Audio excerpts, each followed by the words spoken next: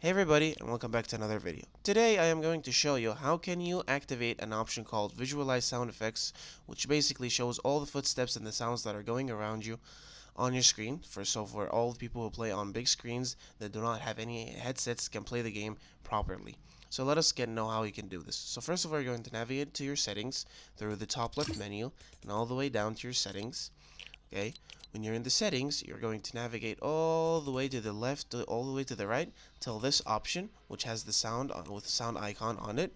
When you're under the sound icon, you're going to navigate down until something called Visualize Sound Effects. Now this is going to be turned off for all of you guys, for the ones who don't have the footsteps showing on their screens. So you're basically going to have this turned off. So you're going to so when you're over here, you're going to turn it on, and when you turn it on, that's it. All the sounds and all the volume that is going around is going to appear on your screen, while the volume is still going to be working in the background.